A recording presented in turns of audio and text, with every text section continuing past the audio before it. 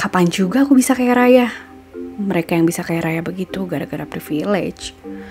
Ya, entah orang tuanya pengusaha, menteri, orang tua yang udah settle dari lahir. Itu mah dianya aja udah untung duluan, gak heran. Lihat aja Elon Musk, ayahnya seorang insinyur kaya raya dari Afrika Selatan. Ibunya juga seorang model cantik. Kemudian orang terkaya di dunia nomor 2, Bernard Arnault. Dia juga lahir dari keluarga kaya. Ia mengawali karir dengan bekerja di perusahaan ayahnya. Ayahnya tuh udah kaya duluan, jadi gak heran kalau dia sekarang jadi orang terkaya nomor 2 di dunia. Oke, ngomongin orang dengan segala privilege-nya tuh gak akan ada habisnya. Tapi rasanya ketika kita ngomongin orang dengan segala privilege-nya dan bilang, dia mah sukses soalnya ayahnya juga udah kaya, dan merasa hidup orang lain lebih beruntung, itu rasanya seperti memberikan pemakluman untuk diri kita sendiri kalau kita tuh gak bisa sukses karena kita gak punya privilege itu. Iya gak sih? Nah, dari fenomena ini Minku tuh merenung dan menemukan bahwa ternyata jadi sukses itu bukan hanya ditentukan dari seberapa banyak privilege kita, tapi seberapa luas mindset dan rasa kita untuk mendekati sukses itu. Oke, ini dia 5 hasil perenungan Minku tentang bagaimana sih caranya biar kita bisa capai suksesnya kita versi dirinya kita sendiri tanpa ngomongin privilege. Coba kita breakdown lagi deh arti dari privilege itu sendiri. Privilege dalam bahasa Indonesia artinya hak istimewa. Sadar nggak sih kita tuh di sini punya hak istimewa yang nggak dimiliki orang lain. Hak istimewa apa itu? Hak istimewa untuk menjadi unik dan berharga. Kita diciptakan itu sangat unik. Gak ada seorang pun di dunia ini yang sama. Bahkan anak kembar pun diciptakan berbeda sesuai dengan keunikannya masing-masing. Tapi aku tidak merasa unik dan seberharga itu, Minku. Oke, let me tell you a story. Australia 4 Desember 1982. Perjuangan dan rasa bahagia menantikan kelahiran sang buah hati menyelimuti rumah sakit bersalin kala itu. Perasaan ini pun menyelimuti pasangan Boris dan juga Duška Vojacic. Waktu bersalin pun tiba dan akhirnya anak mereka pun lahir. Sampai sini ceritanya nampak biasa aja, tapi kelanjutan ceritanya mulai berubah ketika mereka mengetahui bahwa anak yang mereka lahirkan bukanlah anak yang normal.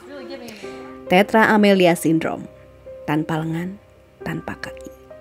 Sang ibu pun menolak untuk melihat sang buah hati, namun tetap berjuang untuk merawatnya. Ibu yang menolak ini pun akhirnya mampu menerima anak ini. Ia mampu menerima setelah ia sadar bahwa pasti ada rencana dari sang pencipta untuk anak ini. Anak ini mereka beri nama Nicholas James Vojacic yang sering dipanggil Nick Vojacic.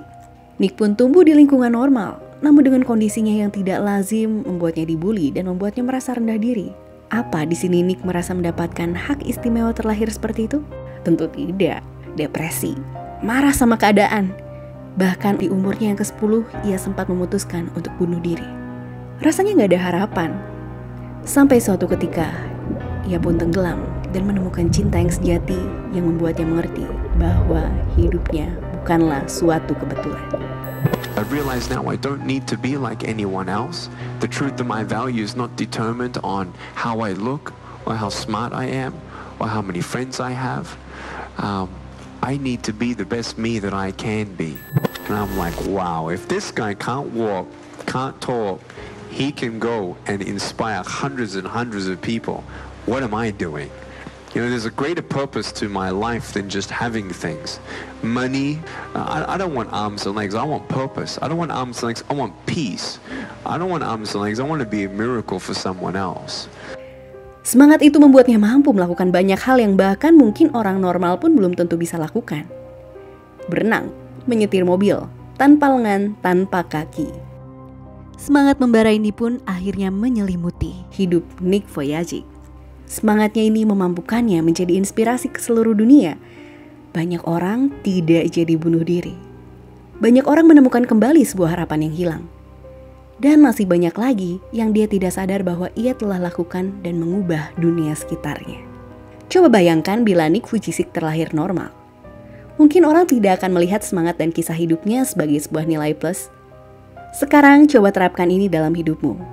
Kalau kamu terlahir di keluargamu saat ini, berdiri di tempatmu berdiri saat ini, menonton video ini saat ini bukanlah suatu kebetulan. Ketahuilah bahwa setiap kesempatan dalam hidupmu adalah hak istimewa. Hak istimewa untuk membawa dampak bagi sekitarmu. Pergunakanlah itu. Apa arti sukses menurutmu? Jadi orang terkaya di dunia, punya Lamborghini, menaikkan taraf hidup keluarga, bisa bangun rumah sendiri, bisa jadi general manager di sebuah perusahaan multinasional? It's good, sangat bagus. Tapi coba breakdown lagi deh arti kesuksesanmu itu. Apakah itu sudah sampai inti dari tujuan kesuksesanmu? Apakah benar ini hal yang ingin kamu capai? Oh iya, sukses ini tuh nggak perlu yang terlalu besar kok. Takaran sukses tiap orang beda-beda. Yang penting tahu inti dan arti dari sukses tersebut. Ketika kamu menemukan inti dan arti dari kata sukses ini, kala itulah kamu akan menemukan jalan untuk mencapainya. Hidup ini hanya sementara. Jangan sia-siakan waktu yang ada. Kita nggak pernah tahu kapan hidup ini akan berlalu. Pakailah untuk mencapai yang benar-benar ingin kamu capai sebelum semua ini berlalu. Ketika memutuskan untuk mencapai suksesmu, fokus pada apa yang sebenarnya ingin kamu capai. Minku yakin 100% kalau dalam perjalanan menuju suksesmu, pasti ada distraksi akan mengganggumu. Prinsipnya memang begitu. Ketika tekad sudah bulat, untuk membuatnya menjadi sempurna perlu ada yang namanya ujian. Ujian ini yang akan membuat tekad kita semakin bulat atau malahan jadi ambiar. Saran Minku, pikirkan apa yang perlu kamu pikirkan saja. Buang kata-kata negatif yang membuatmu down dan ambiar. Cara berikutnya adalah nggak perlu muluk-muluk untuk membuat perubahan besar. Kita bisa mulai dari perubahan kecil. Ini bisa kita sebut dengan Atomic Habits. Mungkin di sini Sobat Finansialku ada yang sudah pernah baca bukunya? Atomic Habits ini mengajarkan bahwa perubahan besar itu dimulai dari perubahan-perubahan kecil. Cukup dengan satu perubahan kecil dalam hidup. Cukup mulai dengan angka 1. Misalnya 1 menit baca buku. Atau 1 menit jogging untuk hidup lebih sehat. Atau 1 akun saham pertama untuk belajar saham. Cukup mulai dengan 1 saja dulu. Tanda kalau kamu menuju kesuksesan yang sebenarnya adalah ketika kamu melakukan semua yang kamu kerjakan saat ini dengan senang hati dan mindful. Rasa senang ini akan menuntunmu pada kesuksesan. Selama masih mengeluh dan melakukannya dengan berat hati, nampaknya kesuksesan akan berlari semakin jauh. Percayalah sama Minku, karena Minku pun sering mengalaminya. Entah bagaimana, energi bahagia yang keluar akan saling menarik kepada kesuksesan itu. Gimana caranya biar melakukan pekerjaan dengan bahagia? Tips dari Minku adalah lakukan hal tersebut dengan mengetahui tujuan dari apa yang kamu kerjakan. Ketika kamu mengikuti nomor 1-4 tadi, Minku yakin kamu akan lebih bahagia dalam melakukan pekerjaanmu. Oke, segitu aja dari Minku. Temukan suksesmu dan pergunakanlah hari-hari yang ada. Have a nice week.